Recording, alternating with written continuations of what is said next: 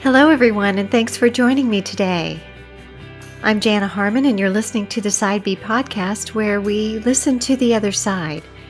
Each podcast, we listen to the story of a former atheist who changed their mind and came to believe in God. We explore both sides of their life and views as atheist, what made them become open to another perspective, why they decided to become Christians, and how their lives have changed. There are seemingly many reasons to reject God. One of them is disappointment with God. God doesn't really seem to be there to answer prayers. He seems to be missing in action, and he doesn't see or hear us when we ask for him to intervene, to do something. In my doctoral research, I asked more than 50 atheists why they didn't believe that God existed. On the survey, they could select all kinds of answers, including a lack of all kinds of objective evidence. But one of the most surprising findings was that the number one answer given to this question was a lack of subjective evidence for God. That is, they doubted his existence because he didn't show up in some personal way in their lives. If there was expectation, it was followed by disappointment. If God exists, he's not good, or perhaps God just isn't there. But no matter the reason for disbelief, it always begged the question for me, what made them change their mind about God and become a Christian? What made them look to the other side, to side B, another perspective? There must have been something that outweighed their prior doubt, disappointment, and belief. Today we'll be talking with Brandon McConnell. That's his story. He was a former atheist who came to Christian faith against all odds. Welcome to the podcast, Brandon. It's so great to have you on the show. Hey, thank you so much for having me. I'm happy to be here. As we're getting started, Brandon, why don't you tell me a little bit about yourself? My name's Brandon McConnell. I'm 39 years old. I actually turned 40 in October. I live right outside of Charlotte, North Carolina. I'm married. I have 4 kids and a golden doodle. A golden doodle. I love dogs. I have 2 Goldens myself. They keep you busy. Sometimes even more than the children, I must say. Yeah. I'm actually not a dog person, but my wife and kids love dogs. We needed something hypoallergenic, and I actually like him better than any dog I've ever had. So Well, it's hard not to like dogs, especially anything with a golden mix. So, So Brandon, let's start your story. You are a former atheist, so that started somewhere. So why don't you give me a little bit of framework for where you grew up? What was the culture in which you grew up? Was it religious? What is it not religious? Was it nominally religious? Why don't you tell me about the community and the culture in which you were raised? I grew up in a very small town in Western Pennsylvania, and it was almost entirely Catholic, Roman Catholic. And I was kind of like an outsider because I wasn't Italian, I wasn't Catholic, and I wasn't religious Christian, whatever, at all. Um, and everybody just did the Catholicism thing.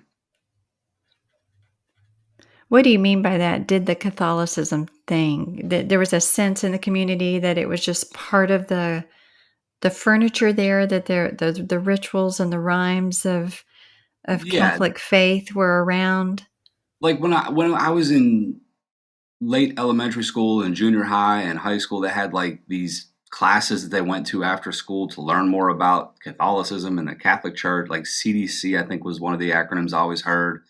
And it just seemed like everybody was part of something that I had no idea what was going on. And I grew up out in the country outside this town, and not a lot of people around. My parents were super duper poor, and just I had a very isolated upbringing. It was just me and my brother for the most part. Me and my brother weren't interested in the same stuff.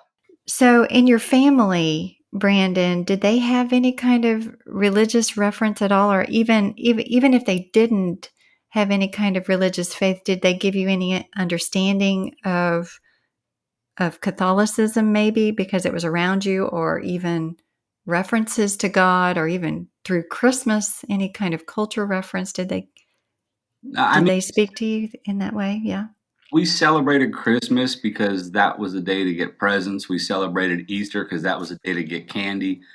But as far as an actual faith in an actual God, I don't remember any of that being part of the narrative until I went looking for it myself, quite frankly.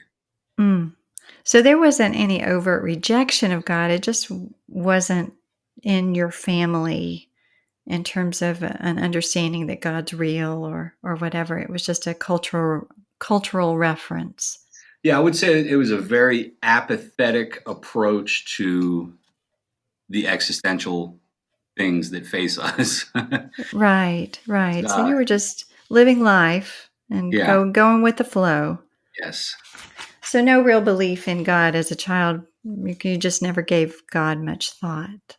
no, not at all. Okay. So you're moving along and through high school, and you're just without thinking about God and these existential questions. What what did you think, or did you give any thought to what religion was at that point, or was it just a cultural reference? It was a cultural thing that I wasn't a part of, and as I got older, I started to see it as weakness. Like, man, why do these people need this God? Why do they need this Jesus that they talk about? Why is that such a need for these weak-minded people? Is the way I approached it. It's what I thought. Mm, mm.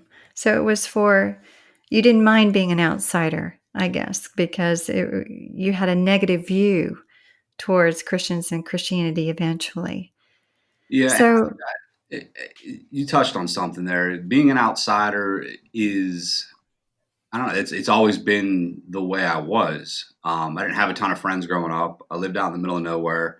I spent most of my time out in the woods exploring and hiking and just spending time alone. And I kind of liked it that way. I'm an introvert who fakes extroversion really well. How about that? yes, yeah. So you're moving along in your life, and then what happens that might disrupt your life, or that makes a difference and makes you open towards the possibility of God? Well, there was a huge disruption when I was 18, and I actually had to get further from God before I could even consider that He existed. What? Um, my dad died when I was 18. Um, I was I was at where I was working construction at the time. I was notified that my father had a heart attack. I was living in North Carolina. He was living in Pennsylvania, and he was actually on a business trip in Virginia when he had this heart attack. And I immediately just fell to the ground, and just something told me that my dad was going to die. Like, I just knew my dad was going to die. He was not going to survive this heart attack. And I started to pray this sobbing, tear soaked prayer to God as I understood him at the time, or as I considered him at the time, and begged him to spare my dad's life. And I did not get what I wanted. We unplugged him from the machines 3 days later. Mm, that must have been incredibly difficult. Yeah.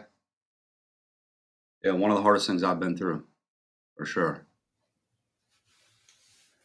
So that unanswered prayer, um, what did it do for you in terms of your view of God at that time? Uh, it gave me the opinion that either he flat out didn't exist, or if he did exist, that he was a very scornful and hateful being. Mm, And the way that manifested itself in my life was he couldn't exist. He doesn't exist. And I went to war with God for the next 5 years. went to war. Yes. Those are pretty strong fighting words, really. Yeah. How did that I mean, what did that look like? Anywhere I saw anybody practicing any sort of faith in God, I would ridicule, I would confront, I would antagonize, I would belittle. Um, yeah, I just, I was, I was an idiot, but I was a very outspoken idiot. I can remember one time being at a bookstore and taking a stack of Bibles and putting them in the religious fiction section, just silly, petty little stuff like that. Um, to express to the world my opinion, my beliefs, my hatred of God and anybody that was weak enough to believe in a God. Okay, so you were pretty extroverted in terms of your views against God, your overt rejection of him and anything it sounds like anything that represented him. I guess Yeah. particularly Christianity, that you rejected the Judeo-Christian God specifically because I presume that's the God you pray to. Well, it's tough to say who you're praying to when you don't have any education, no basis of faith, never read a Bible or a Quran or just anything. Um, but yeah, I would have said the Judeo-Christian God because that was the what I saw people putting their faith in at the time. Mm. So you were rejecting God. And it sounds like you were probably 18 to you said 4 to 5 years into your early 20s. So you were rejecting God. Did you understand what you were embracing in terms of the opposite or different, or what was your reality, or where did you find truth or substantiation for your own worldview at that time, your own way of thinking? I worshiped at the Church of Science. I thought Oh, science had all the answers. I believed the Big Bang. I believed in macro evolution. Basically, everything that was taught in science class in high school and college. I was sold out to that 100%. that there was no need for God, that hypothesis. Correct. Yeah, yeah. So you're moving along, and why don't you tell me, just keep going on with your story. What happened next? So after my dad died, I moved back from North Carolina to back to Pennsylvania. My mom was really struggling, just financially, psychologically. So I moved back in with my mom in my, I think I would have been about 19, 20 at the time. And I started going to college. I always wanted to fly planes. So I took out a bunch of loans and I went to a professional piloting school near where I grew up. And I was doing that. And I still remember 9/11 happened my first semester in flight school. Oh my. Completely changed the entire game. Uh, and basically all the piloting jobs for the foreseeable future dried up overnight. And they had a dual piloting slash air traffic control program. So I switched over to air traffic control, did a couple semesters at ATC, and then over the summer one year, um, this was when God showed up in my life, and my faith in science and medicine and everything was crushed. What happened? So I'm in ATC school, and I was drinking, doing drugs, hanging out, partying, just living that lifestyle. And I woke up one morning to the sound of my phone ringing, and I couldn't see. Like, I'm looking at the screen of my phone. It's back in the day, the old flip phone, so it wasn't like an iPhone or something like that. And I couldn't read the screen of my phone, and I'm rubbing my eyes, and I'm like, man, what's going on? Everything was just super, super blurry. Mm. And my brother came in my room, and I could tell it was a person standing there. I couldn't recognize my brother. Like, my eyes were really, really blurry. And I had my brother take me to the eye doctor. They did what's called a visual field test, which basically means you push a button every time you see a light light up. A different areas of a screen in front of you. And what that revealed was 80% of my visual field was blocked out. And what your brain does when that happens is it tries to fill in the gaps. And when it fills in the gaps, it just makes everything really, really blurry. Mm. So I went from the eye doctor to the hospital in the back of an ambulance because they thought I had a tumor on my ocular nerve. And I spent the next 2 weeks in the hospital, MRIs, CAT scans. They did a spinal tap because they thought I could have multiple sclerosis. Many, many, many different things. I was in the hospital for 2 weeks. I couldn't read. I couldn't watch television. All I could really do was sit there and think. And I felt fine. Like I was healthy. Like I didn't feel sick. But I couldn't see. Mm. And that started to crack the door to maybe science doesn't explain everything. Maybe, medicine isn't worthy of my worship, because it was very frustrating having something clearly going on and nobody was able to explain it to me. Well, I'm sure that was disconcerting in many ways, just the whole episode itself, and that science didn't live up to your expectations there. And I can't imagine what it would be like to sit there and just be able to think for 2 weeks and not do much else. When you back away from life and then you're in this disrupted place, and then it's a sobering thing. So Yeah. what happened to your visual issues? Did they resolve, or? So after 2 weeks, um, I just looked at the doctor one day. I was like, "Look, nothing's getting done here. I can, it's not cheap staying in the hospital." I was like, "I can go home and feel fine and not be able to see. Like we're not accomplishing anything." So I checked myself out of the hospital, had my brother take me home, and about week 3, it started to clear up, and I was selling TVs at Circuit City at the time. This was when I was in college. I was like, I can go back to work. Like, I just need to get out of the house. I'm not built to sit still. Like, I am not a trying to do nothing type of guy. So I just finally said, "Look, Justin, that's my brother." I was like, "You can drive me back and forth to work. I can see well enough to sell TVs. I just can't see well enough to drive." And that's what I did. And it eventually, slowly cleared up to the point where I was back to normal probably a month and a half after it all started. We're going to quickly pause our story for a moment so that I can tell you a little bit about the C.S. Lewis Institute. For over 40 years, the Institute has been committed to developing wholehearted disciples of Jesus Christ who will articulate, share, defend, and live their faith in personal and public life. Please consider making a donation to the C.S. Lewis Institute. To donate, go to our website at www.cslewisinstitute.org and click Donate. Thank you. Now let's get back to our story.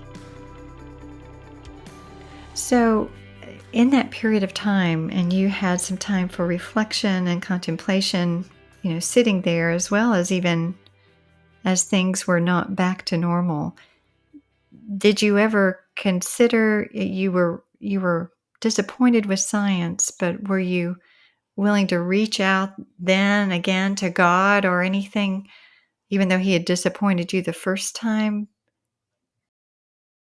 I never really considered that option at that time. I knew science was coming up short, but I didn't see where God fills the gaps. And Mm. I don't, I get very frustrated when people say that science and God are inconsistent or incompatible. Science and God are very compatible, except for when we get to the origins of how everything got started. I think belief in science and the scientific method is important. And so, but it's not as important as my faith in Jesus, but it's important to understand how things around us work. And, science is just basically the study of how God created things. Mm.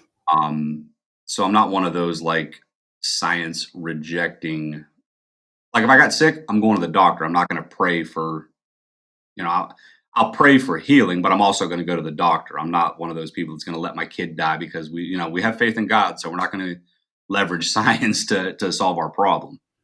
Right. Yeah, I'm glad you made that clear because I, as you say, science and God are very compatible. So Absolutely. it's not a rejection of science outright. It's just a rejection of science as perhaps the ultimate explainer. Yeah, it's the rejection of seeing science as the solution to every problem that we have. And I mean, we're seeing that right now with this COVID-19 stuff. We are seeing the shortcomings of men who like to play God and act like they can solve every problem we have. Um, it's and when you put your faith in men to solve everything, and you trust them and you take their advice, and it can be described as it's not far short of worship for science and the scientific community. We're seeing where that comes up short right now. Yes, I hear what you're saying. Absolutely. So you were in this place, back to your story again. You were in this place of where your visual problems were resolving gradually and you were Yes, returning back to work. But how did that play out in terms of your life and perhaps was it playing on obviously some of your physical impairment affected your ability to do things like drive and that, but did it affect you emotionally at all? it had dramatic effects on me emotionally. I was told I was taking the largest dose of prednisone that they could prescribe legally, and it was an IV drip. I don't know if you've ever taken steroids, done the steroid. Yes. Um, Good Lord, did it? I was just absolutely miserable. It made me want to eat everything and kill anybody. Like I was and Okay. I gained a massive amount of weight in a very short amount of time. I was laying in a hospital bed, and I just irritable, very, very, very irritable. And so yeah, that definitely had an effect. But I checked myself out of the hospital. I went back to work. Things cleared up, and I started to go back down the course of my life. I had to drop out of school. I'd missed too much school. Um, and to be honest with you, I had a lot more interest in being a pilot than I did being an air traffic controller. I wasn't very good at keeping those dots on that screen that were one day going to represent hundreds of lives. I wasn't very good at keeping them from running into each other, which is a problem. Well, that is a problem. Yeah, so I dropped out of ATC, um, and shortly thereafter made the decision to move to North Carolina because my whole family has migrated from Western Pennsylvania to North Carolina over a couple year period. It's kind of strange. So I moved down here. I started working in real estate for my uncle, and shortly after I got down here, it happened again. Mm. Stuff happened again, and the first time didn't really freak me out. But the second time, man, did it just it shook my entire foundation of everything. And I was it didn't last nearly as long this time, but I was like, man, there's really something wrong with me. Nobody can explain to me what it is, and it's happening again. Wow. I bet that was incredibly disconcerting. Yeah, yeah, it was. That was when that was when I started to consider alternative explanations for how we all got here, and um I dipped my toe into a lot of different worldviews, just in the swimming pool of a lot of different worldviews. um I looked into Buddhism. Basically I explored everything but Christianity first because that was what people were wanting me to look into.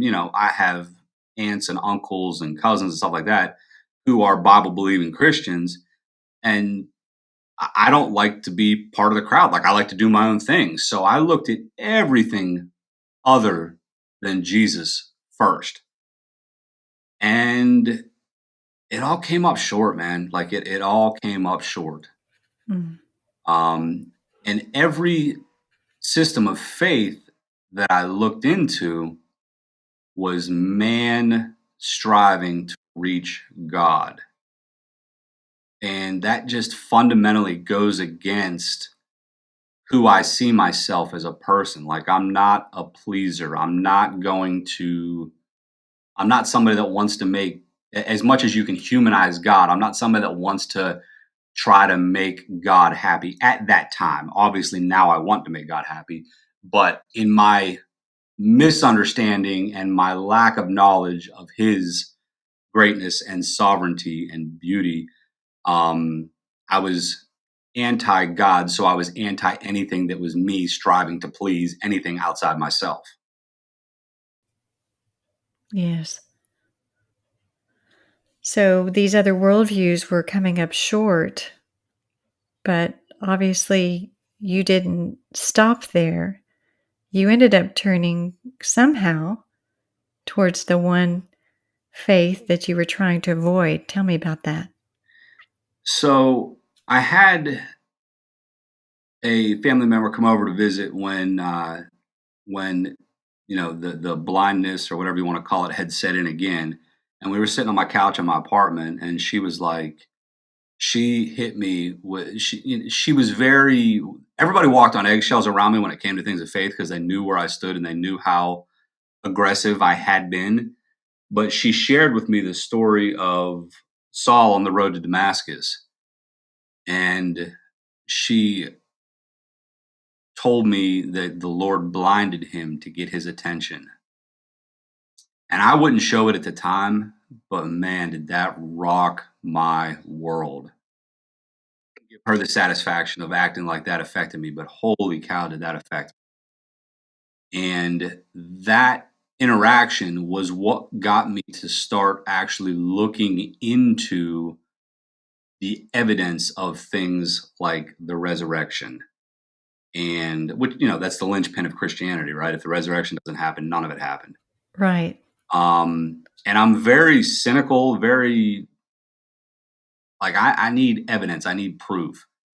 And it was at that point that I started to put Christianity on the same playing field and the same burden of evidence as I did for science. There are things, if you believe in macro evolution, like humans evolved from pond scum to what we are now, there are massive, massive gaps in the line of explanation of how this happened.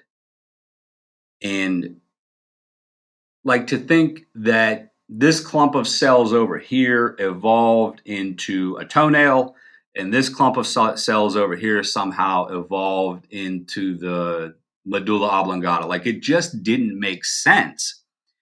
And I started to apply, so the same burden of evidence I had for evolution, well, if that's my worldview, I have to allow that for Christianity. And I just started to pursue what made the most sense, what was the best explanation, while allowing for the fact that I was not going to ever have an absolute 100% explanation of anything. Any worldview requires faith. And I prefer to put my faith in what makes the most sense. It's like looking at, and I'm sure you've heard this example or this metaphor before. But if you look at a house, it makes more sense to look at a house and say, "Yep, somebody built that," than it does to say, "Yeah, that just came from nowhere." Like, it just doesn't make sense. Right. When I started to allow for that burden of evidence and just be a little bit easier on Christianity, it doesn't mean I turned my brain off. I did so much more thinking to come to the Christian worldview than I ever did to come to the evolution, Big Bang scientific worldview. That was spoon fed to me by authority figures. And I always thought that Christianity was spoon fed to believe. And for some people, it is. Like, there's a lot of Christians who don't know why they believe what they believe. And I think that's why you see so many people falling away from the faith and churches closing and stuff like that, because they're not getting asked the hard questions and offered explanations early in life. So yeah, that's what cracked the door. And just one night, it was my aunt. That same aunt invited me to go to this thing called the Power Team. Um, it's for little kids. If you don't know what the Power Team is, they're basically big, beefy, strong felons who put their faith in Jesus, and they do these feats of strength and share the gospel. And so I after the story of the road of Saul on the road to Damascus, um, I was invited to that. I went, and they did the altar call, and I I was a passenger in my own ship at that point. I could not resist getting up and walking down there, and I'm 20, 23, 24 at the time, and it's me and a bunch of second graders down there, Um, even the Lord, and I haven't looked back. I mean, it's been a crazy, crazy ride. wow, that's amazing. Yeah, Just to back up for just a moment, obviously, you were investigating things that made the Christian world make sense, or you were open enough to see perhaps evidence in a new way yeah. and see things come together. And then you were invited to this event, and you talked about them um, giving the gospel. What hmm what what do you mean by that? What is the gospel? What was it there that was so compelling that you couldn't resist? It was at that point that like, one of these guys had a manslaughter charge. Like, he killed somebody, went to prison, served time, was saved through prison ministry, and he's talking about how there's nothing you can do that Jesus can't redeem. And my entire growing up time around all the Catholics and all the rituals surrounding Catholicism, they always put on this shiny new penny exterior. And I looked at it and I was like, A, I'm never going to be that good. And B, who wants to be? And I thought that's what Christianity was. And this guy, I have no idea who he is. I'll never see him again, and he'll probably never hear this, but he's talking about the things that he did that Jesus redeemed. And I was like, holy cow, I've done nothing compared to this. And there's no hierarchy of sin. There's no sin worse than another from God's perspective. But as human beings, we tend to do that. We tend to put, oh, I said a cuss word versus I killed somebody. They're not even on the same playing field. But, the word of God does not draw that hierarchy of sin. And for me, that was extremely compelling because it caused me to get out of my seat and go down there and receive this Jesus that he was talking about. And I still had a very, very, very limited understanding of what this thing was, but I just wanted that joy. I wanted that release of a burden of living under this sin that I was entrapped in. Um, yeah, and so I had to do a lot of self study, a lot of reading and learning and listening over the last, I guess, decade and a half now, to get where I'm at. But man, I'm so thankful for the way that I grew up and the way that I had to go through everything, because I have a much stronger faith now than most people who grew up in the church, because it wasn't my default. It wasn't my automatic. I never take it for granted because it hasn't always been here. Right.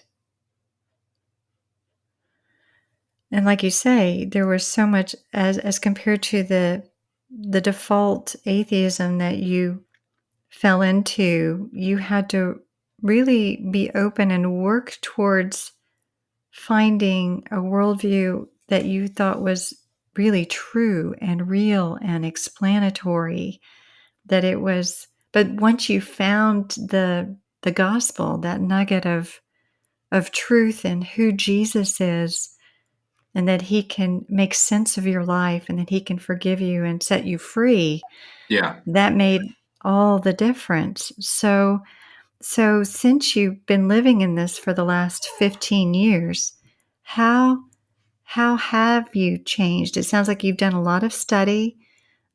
Has your life and all of So those things that, I mean, have you felt quite a difference because of the gospel, because of Jesus, because of the way that you understand the world now? How yeah. has that affected your life? Yeah. So I can still, man, I still remember it like yesterday. I literally said to myself, all right, so I guess I'm a Christian now and life will be easy. Thank God, life's going to finally be easy. God was laughing at that thought because life isn't easier when you have faith in Jesus. If anything, my life has gotten harder. Like, I've lost a house in foreclosure. My wife has had a miscarriage. I've got 4 kids now. Life is life is harder with kids than it is without kids. I'm married. Life is harder when you're married than it is when you're not married, but it's worth it. Um, there's just more purpose and more meaning in my life than there ever was going to be without what I go through with God on my side. Um, and like I spent after I was in real estate in from the time I moved to North Carolina until 2009, which anybody that knows recent history knows what we went through in 2008, 2009, especially in the real estate market. Um, I, I decided to go to the police academy at that point, and I went and became a cop. I was a cop for 5 years, and one of the things, God still gives me these little nuggets of evidence and proof and truth. And there's a book I read called Cold Case Christianity. It's written by a detective, and he talks about conspiracies and how conspiracies work, and if the resurrection of Christ was a conspiracy, um, there's a couple things you have to have for a good conspiracy to work, and one of them is very few people, a very short amount of time, and massive gain for keeping the conspiracy together and for all the parties involved. And there were 11 disciples plus a couple of ladies that attested that Jesus rose again. And 10 of the 11 died horrible deaths because they wouldn't say Jesus didn't rise again. And there was no motivation, like there was no financial gain for doing it. So I started looking at all these different things, and having investigated conspiracies myself. God, that is so true. Like, if you can get people, if you're investigating a conspiracy, if you can get people separated, give it time, and take away the motivation to keep it together, holy cow, the things unravel very, very, very quickly. When you get the parties involved and you start interrogating them and stuff like that. And that's exactly what happened to the disciples. Like, they were together when they saw him risen again. Jesus ascended and they scattered, and they never changed their story, man. I mean, they were facing death, very painful deaths. You know, crucifixion, and I think one or two of them was beheaded, all because they wouldn't say that Jesus didn't die and rise again. And that's just so powerful for someone like me who just demands proof, demands evidence. And I don't see many Christian leaders talking about things like this. Like, I'm a total apologetics nerd, and I love, I don't know, I love that world. I actually want to get more into that world and explore more because it's so fascinating. Um, I wish, I wish there was surveillance evidence of Jesus coming out of the tomb, but there's not. Like, there's no cameras. So you have to look at the proof that you've got available. And it is, I don't know, the older I get, the longer I look into it. And I mean, I'm skeptical with God. I'm like, God, did that really happen? One of my biggest points of skepticism is the book of Jonah. Like, God, did that dude really go into the stomach of a fish for 3 days and then come out? Like, even now, but God can handle your skepticism. Like, it's okay. It's okay to question God. It's okay to have that skepticism and just really question everything about what you believe. Because in the end, Christianity can meet all of that. We'll return to our story in just a moment, but first I'd like to ask you a few questions. Have you ever wondered what heaven is really going to be like? What we will look like? What we will do? We all have questions about what heaven will look like. And after 25 years of extensive research, Dr. Randy Alcorn has the answers. On January 22nd, 2021, the C.S. Lewis Institute will have a live stream event with Dr. Randy Alcorn, and Randy will be teaching about heaven. You can find out more about this live stream event and register on the C.S. Lewis website, www.cslewisinstitute.org. If for some reason you missed this episode, you can always find it in our resources area. Now let's get back to our conversation.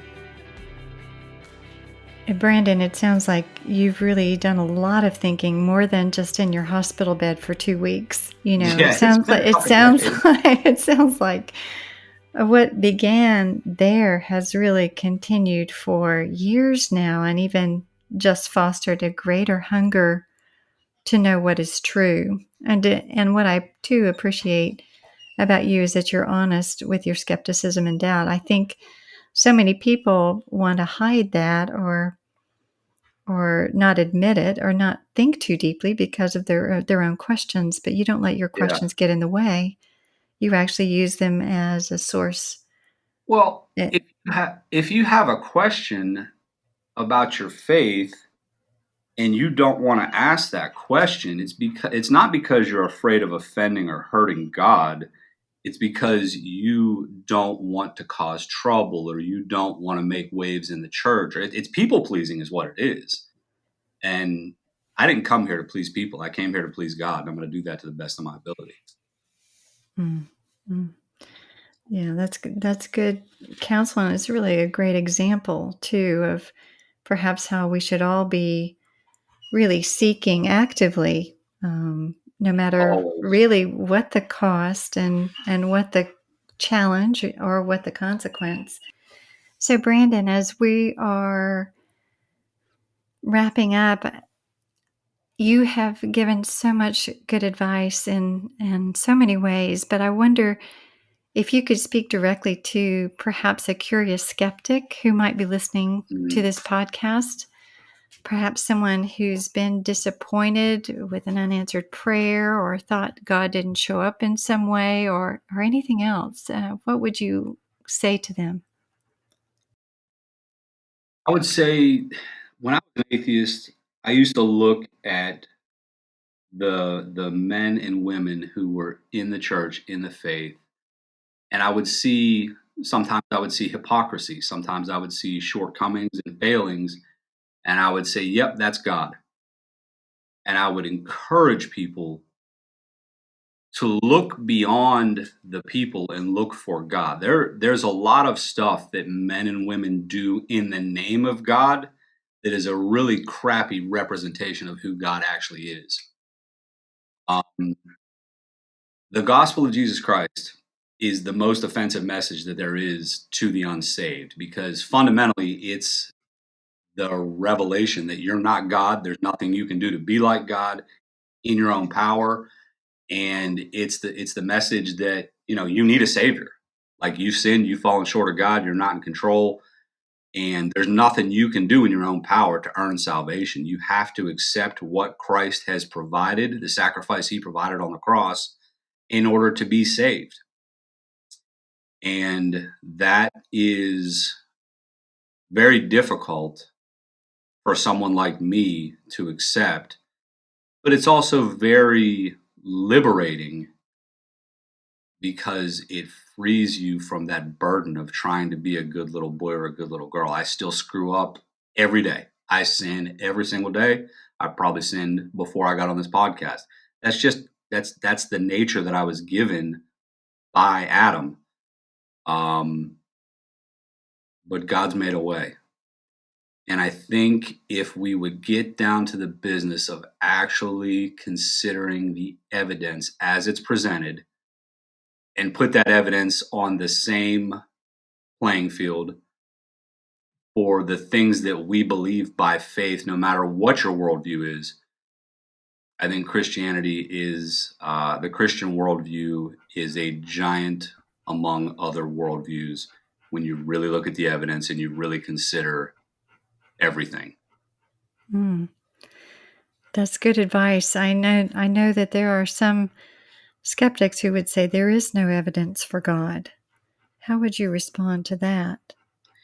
Um, to say there's no evidence for God, well, first of all, if you don't believe, it's because you don't want to believe. Like that, we just have to get that off the table.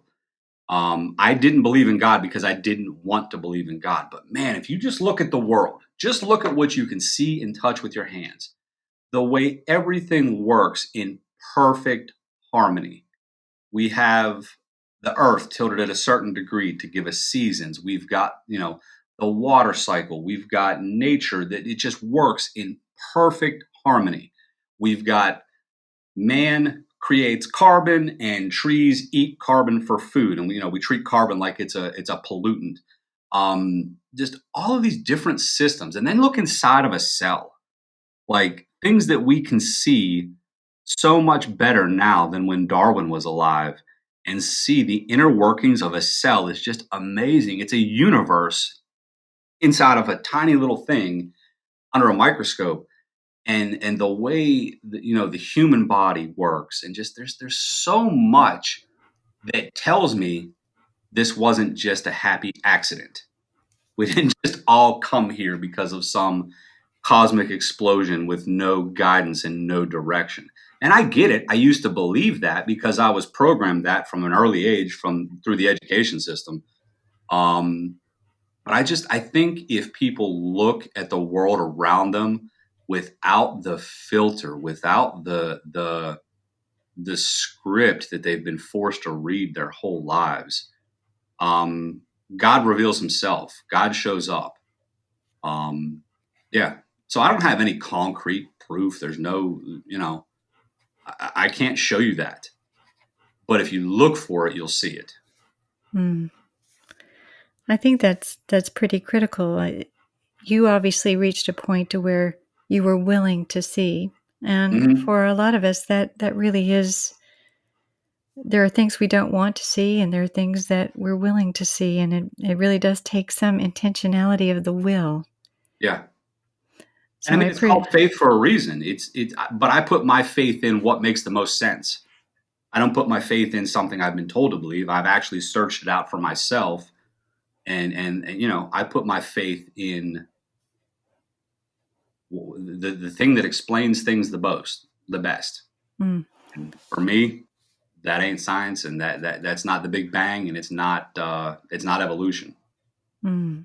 And one thing that gets overlooked a lot is Darwin actually started to doubt his theory towards the end of his life. Nobody talks about that. Yeah, that may not be convenient to their narrative. It's okay. Doesn't mean it's not true. Mm. So, yeah. So, in terms of your advice, turning the page to Christians, perhaps, I mean, you are a very thoughtful Christian who takes your faith very seriously. Your beliefs are grounded. Yeah. You also appreciate the fact that some Christians don't live in a way that's attractive, obviously, to onlookers. What would you like to say to the Christian right now? Why do you believe what you believe? I think a lot of Christians have never asked themselves that question. And I'm raising 4 kids right now, and they can tell you the gospel, they can tell you, but that's not good enough for me, because I want my kids to know, why do you believe what you believe? Why is that just something you were told, or have you seen any evidence of that? I hammer my kids. um, I because I don't want them to go out into this world with this a foundation made out of sand, and when the second they see a counter worldview, they just crumble like a house of cards. And that's what happens in colleges and universities all over the country with young adults, because they've never been challenged, they've never thought, they've never studied apologetics, and they've just they've never had to debate for it. It's just been given to them, and that's weak. And I don't want kids with weak faith. Mm. For those Christians who actually perhaps apologetics is a new term for them, can you explain what apologetics is? Apologetics is being able to argue for your faith with evidence from the Bible and with evidence from outside the Bible. That's how I understand it, anyhow. There's probably a better definition that you could get from somebody like Frank Turek, but I don't have a better definition. I'm a knuckle dragger apologist. I take the complex and I distill it down to the simplest explanations that I can come up with. No, that's a great explanation. So thank you for that. Is there anything else you would like to add to our conversation together today? Anything that's come up in your mind? If this has sparked an interest or a curiosity in anybody, I would say just seek. Seek, because not seeking has consequences. I think that's a really, really good final word. Brandon, thank you so much for being a part of the Side B podcast. I've loved hearing your story and your insights, and you've certainly given us a lot to think about. So thanks for coming on. Yes, ma'am. Thank you. Thank you for having me. Thanks for being with me today on the Side B podcast to hear Brandon's story.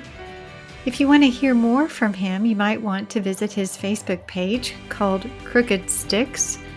I've included a link in the episode notes. If you're also interested in the book that he referenced, Cold Case Christianity by J. Warner Wallace, I've also included a link in the episode notes so that you can locate that. For questions and feedback about this episode, you can reach me by email at thesidebpodcast@cslewisinstitute.org. If you enjoyed it, subscribe and share this new podcast with your friends and your social network. In the meantime, I'll be looking forward to seeing you next time, where we'll be listening to the other side.